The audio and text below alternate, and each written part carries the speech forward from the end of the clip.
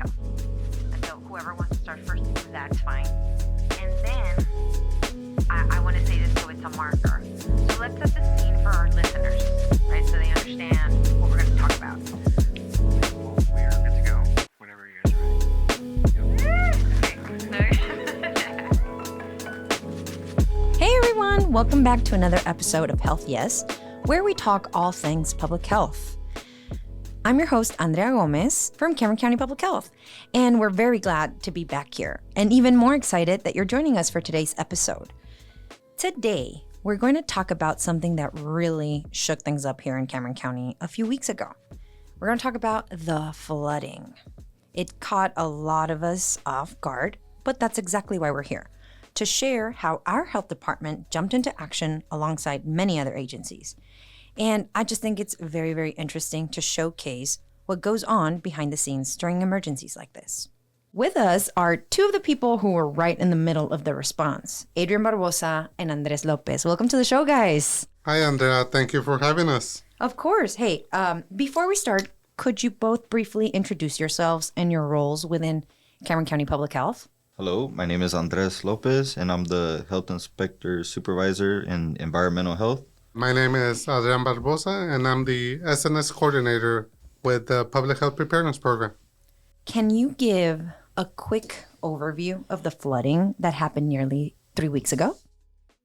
So, yes, if many of us remember March 27th, 3 weeks ago or a few weeks ago, Right. funny as I was actually at the South Texas All Hazards Preparedness Conference, Ironically. ironically, that day with many of the local responders, agencies, and preparedness in the Rio Grande Valley. And, that morning we knew it was going to rain about 2, maybe 3 inches, which, for Cameron County, it's a regular rain day. Not much, maybe some minor flooding. And of course, as that morning, then day progressed, we started getting alerts, warnings. I know we received a tornado warning over in McAllen. Yes, we did. We even as an agency, we put out that tornado advisory because the climate was kind of starting to get a little crazy.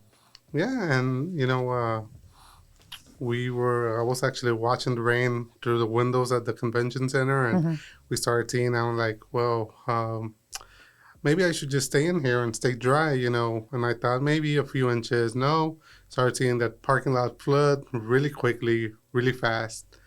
And by the time I knew it, there was no way of leaving the convention center. I know as the whole day progressed, reports were coming in of areas with 12. We heard Harlingen at 20 inches of rain. Right. Mostly northern Cameron County, right? Yes, most of northern Cameron County. Santa Rosa had like 18 inches. And of course, Brownsville wasn't as much affected, but they still had a good 6 to 8 inches of rain that day.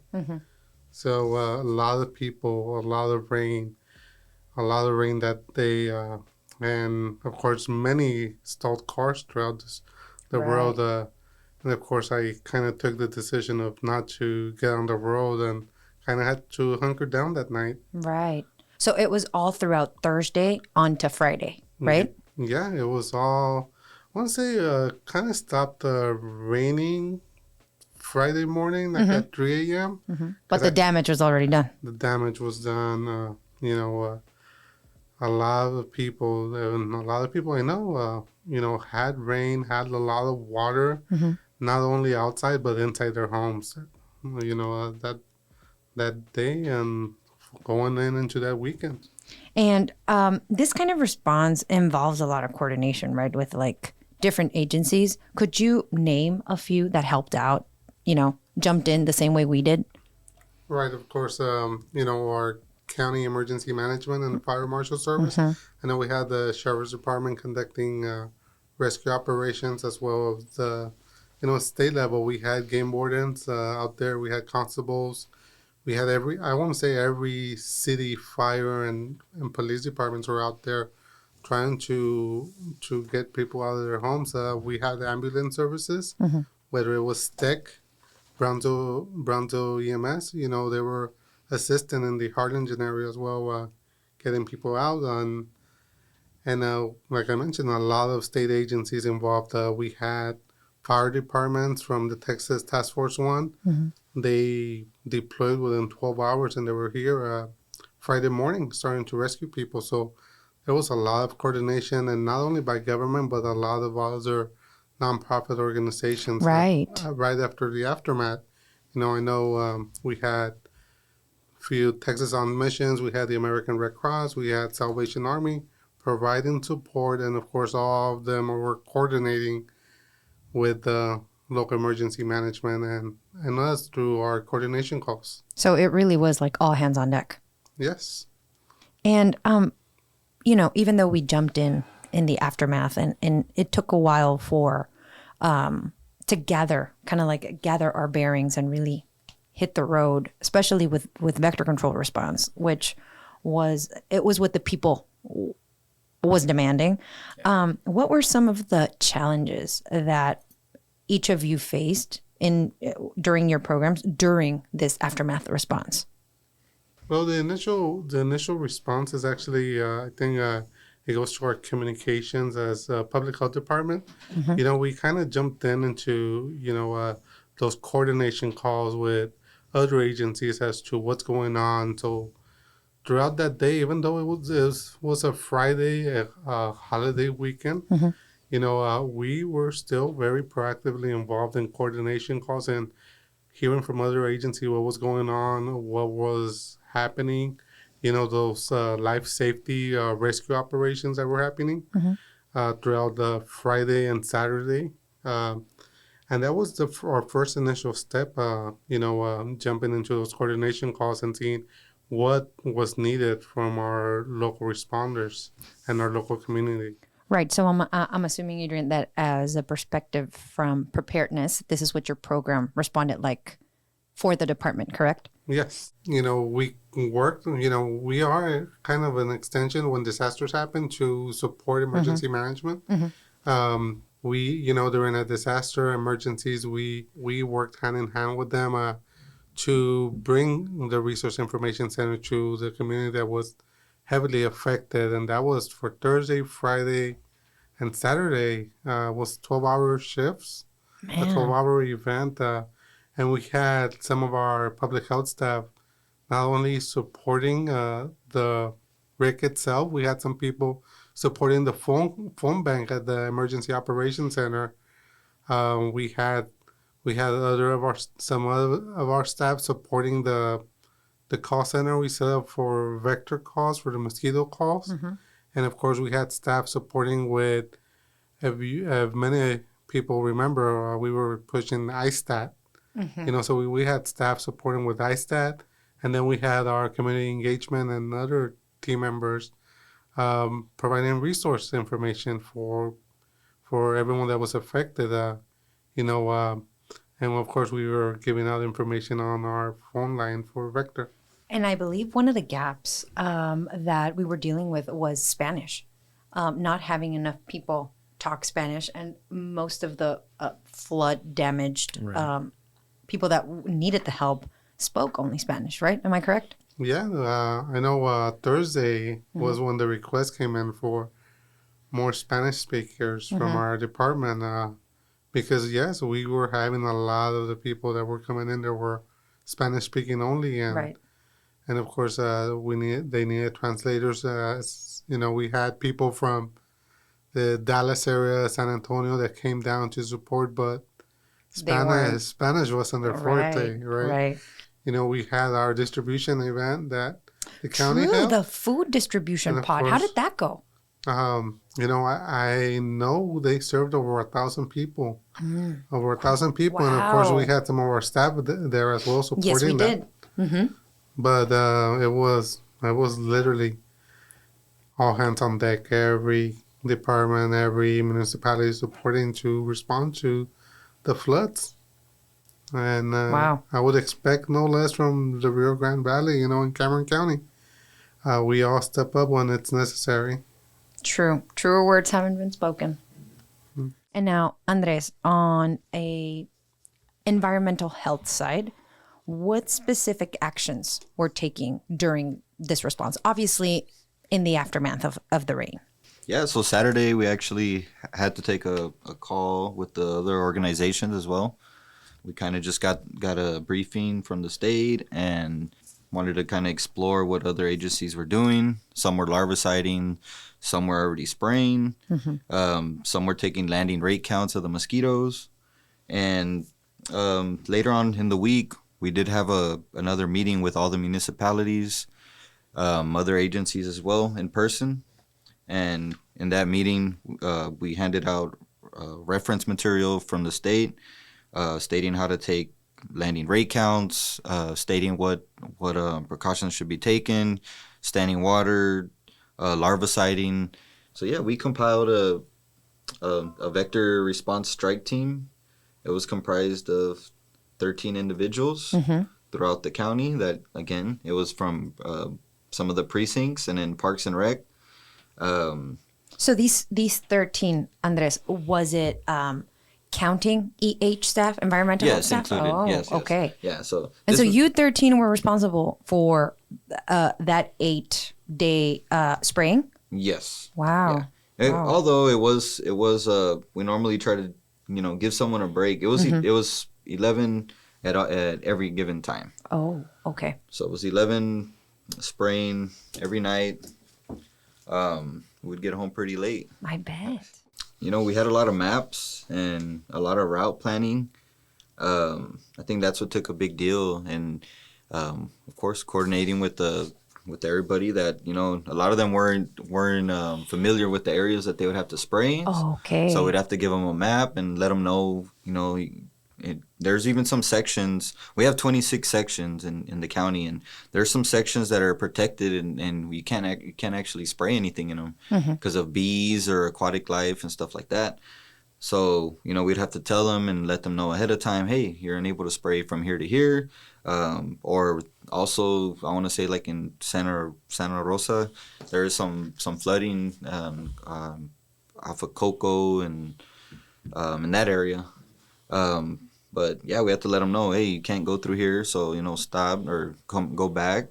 And we were also coordinating with radios, two-way radios all the time. So, yeah, I mean, I felt like we did great. We did good, and I know our efforts are gonna still continue because I know we're still getting calls as of now, and we go by procedural basis, and we have your complaints. We know that you're calling. Give us time. We'll get there. But yeah, we'll get there. We'll be there. You'll see us soon. No, thank you for that, Andres. It's good to know. It's good for people to know that their calls are being taken seriously. Yes, of course. Do you have an estimate of like roughly how many calls came in? As of now, I believe it's at least 500. Wow. In the course of a few days, Yeah. right? Yes. We had an uprise in calls. We were worried about having enough chemical. Right. So we were on top of that, made sure we had enough adulticide and larvicide briquettes to put out there. So for adulticiding, which is when you see us out there spraying with the trucks, this time around, and these are preliminary numbers, we're still kind of gathering calculations, but as of right now, we used about roughly 800 gallons of Control 4-4, which is adulticide and which kills any flying mosquitoes. And we covered roughly 60,000 acres in Cameron County. We just, we had to make sure we had enough vehicles, in order to complete these operations. I mean, but also you guys sprayed the entire county twice in 8 days. Yeah. That is, I mean, that's a challenge, and that's also a great accomplishment. Yeah. So kudos to you guys. But of course, it was with the help of the Parks and Rec. Right. And the precincts as well. Helping out with manpower, vehicles, Yes, everything, exactly. right? Yes. What do you think were a few of the lessons learned from this event, in vector control response or otherwise? I would say... that people really want their streets marked on the map. Oh, yeah. I mean, hey, it's one of those where we don't have it. We don't have it designed. and we don't have it for them, and it's something that they want, and it's something that we gave them. So, I mean, that's one of the lessons I could tell you. Yeah, that's for sure. With all the uprise of calls. I think that was another thing to clarify the jurisdiction of Yes. city limit and Yeah. Cameron County. Usually one thinks, right, Cameron County just is the entire thing you see on the map and not just the periphery. But that's how it works, right? Yeah. I think a lot of people might have some confusion on Right. behalf of, that we're in the municipalities. Right. We don't. There's the cities service themselves, and we service outside of the cities, and I mean it's a lot of land. But I mean, hey, even though the jurisdiction is restricted to those 60 acres, it's still a lot of land to cover, and that's why we're here to educate on the city limits and the peripheries of what we cover. Yes, of course. Now, any final thoughts before we wrap up? I think one of the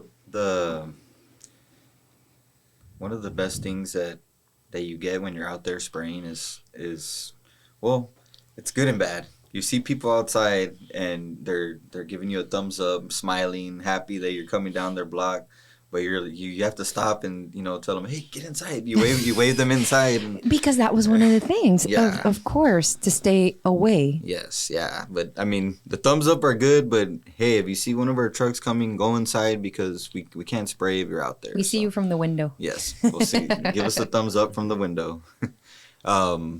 Also, another thing is I know some people. I mean, I've had people come up to me and actually try to like pull in front of me and stop me and I mean this was just one experience because they assumed that I hadn't sprayed their neighborhood, but I did, and she was kind of upset, and I let her know, hey, I sprayed your neighborhood and I sprayed your street. I showed her a little map on the application that we use, and at the end she just thanked me and She just wanted to make sure. apologized. Yeah, she Oh. wanted to make sure, but and a lot of it has to do with the wind direction Yes. and stuff like True. that because True. you don't want to spray from across the street and everything's gonna go the other way and So only one side gets exactly treated. yeah. And that's a misconception also too, or also that sometimes some houses won't get sprayed or they won't get any adulticide going their way because of the wind. And this happens a lot. I mean, we have the southern southeast winds all the time pretty much, and unless we get a northern wind, then that house on the other side will get sprayed. But until then, I mean, it is what it is. Which brings me to my next question before we wrap up. Any final thoughts?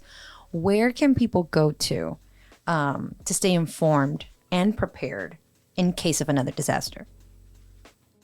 In case of another disaster, I do want to reiterate, please follow follow us. Make sure you follow us at TCPH Texas, our Facebook page. We have very good social media platforms that provide very accurate information. You're going to hear the information from us, and it's going to be accurate. We're going to verify it for you, and we'll be posting that information, and we're going to be posting again.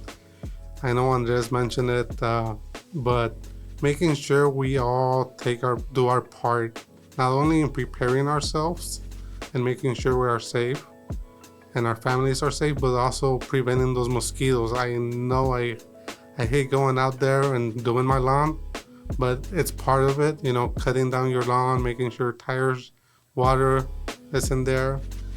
But let's make sure information, follow us, follow, your local news, National Weather Service as well, big one. But let's make sure you continue following us, and we'll be providing you the right information as it comes.